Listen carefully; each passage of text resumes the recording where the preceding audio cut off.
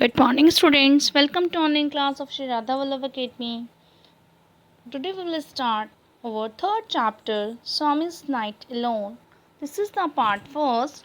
Now, open your book and start reading. Now, let's start the reading of this chapter. Malgudi Days by R.K. Narayan completes a story about a young boy called Swaminathan. Swami lived in a small town of Malgudi. One evening, Swami was forced to sleep alone in his father's office. Let us read about the adventure he had that night. ये story are के नारायण द्वारा लिखी गई है। इसमें क्या होता है, एक बच्चा होता है, यंग बॉय, उसको उसके फादर एक दिन अकेले सोने के लिए ऑफिस में कहते हैं। तो जब उसको सोने के लिए फोर्सफुली उसे बोला जाता है, बिल्कुल दबाव डाला जाता है, उसे सोना भी पड़ता है, तब उसके साथ क्या क्या होता है ये इस स्टोरी में हमें पढ़ना है।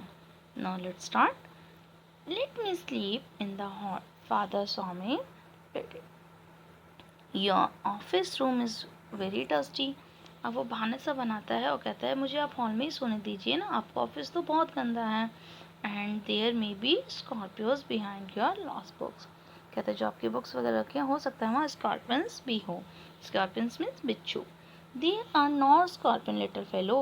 उसके फादर कहते हैं वहाँ कोई स्कॉर्पियंस नहीं है। Sleep on the bench if you like. कहते हैं आप बेंच पे सो जाइए अगर तुम्हें प्रॉब्लम ना हो तो।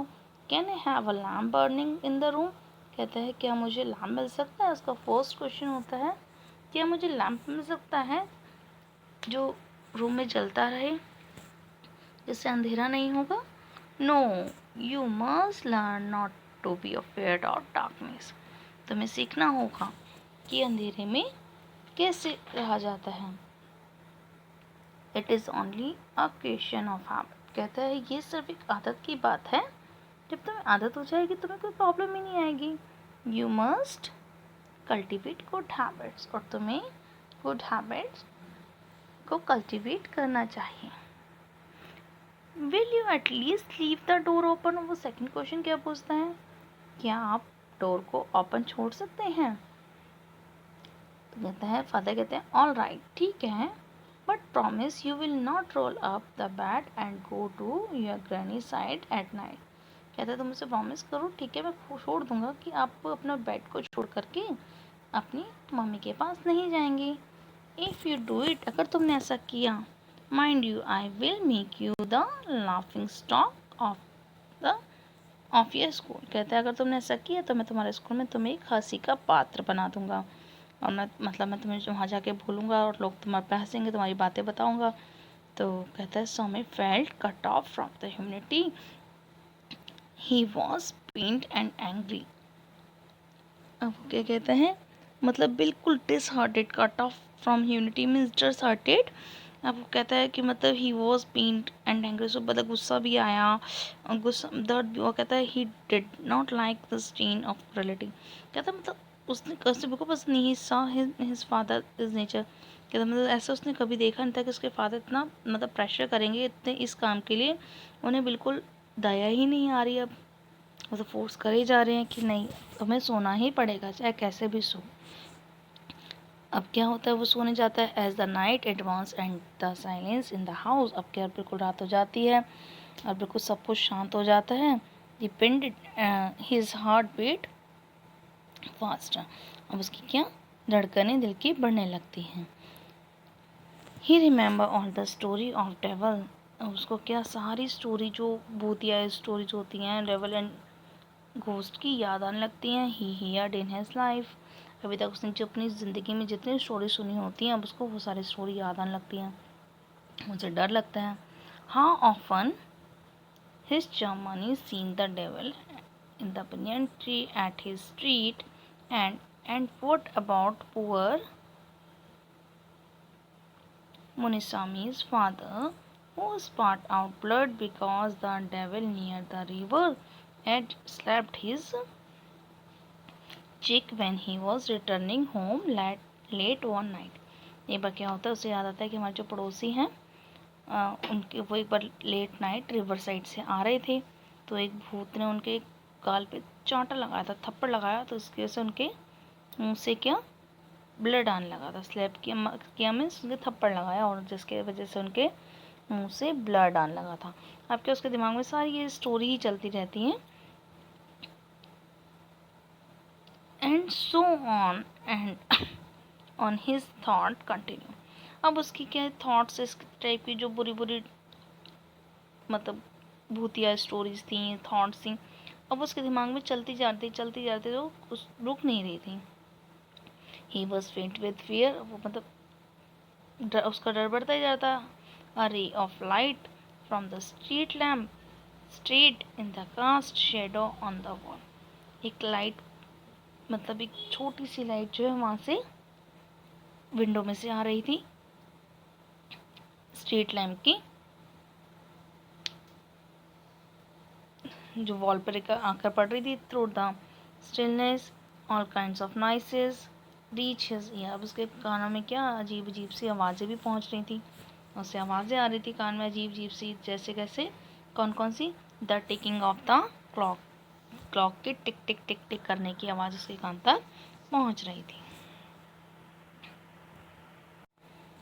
अब rustle of trees, snoring sounds and some wake night insect ह्यूमनिंग।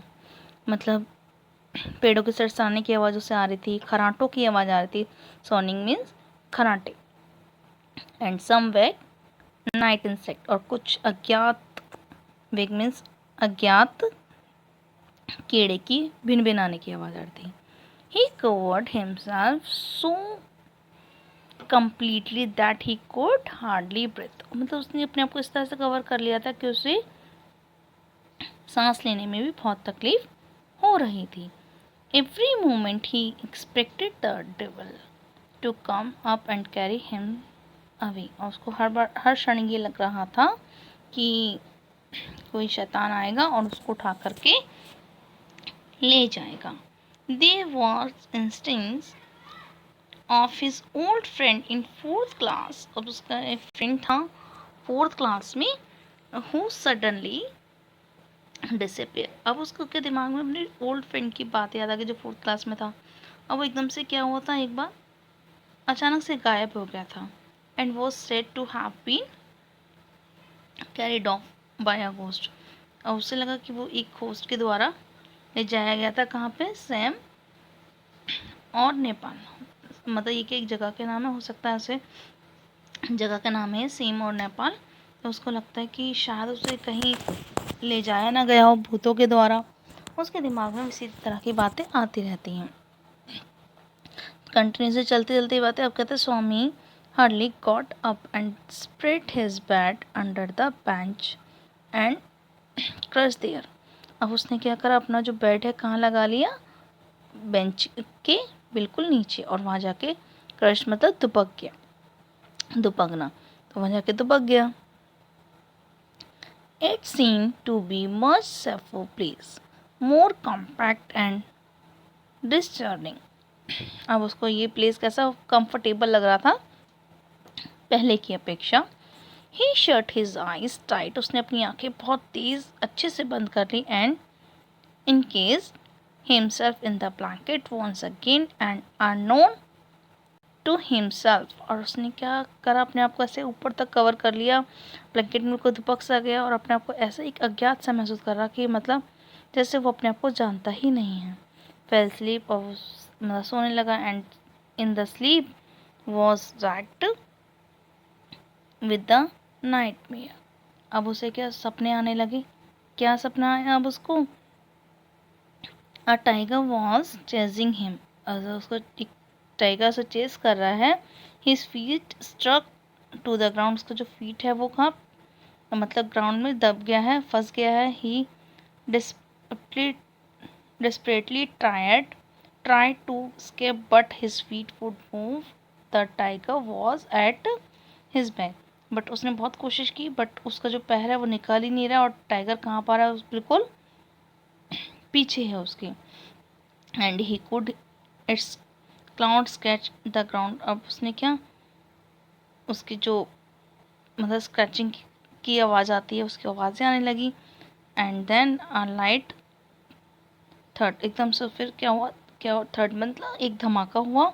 Swami try to open his eyes, Swami ने अपनी आंखें खोलने की कोशिश की, but his eyelids would not open and nightmare continue, but उसकी आंखें खुली नहीं और वो सपना जो आगे चलता रहा।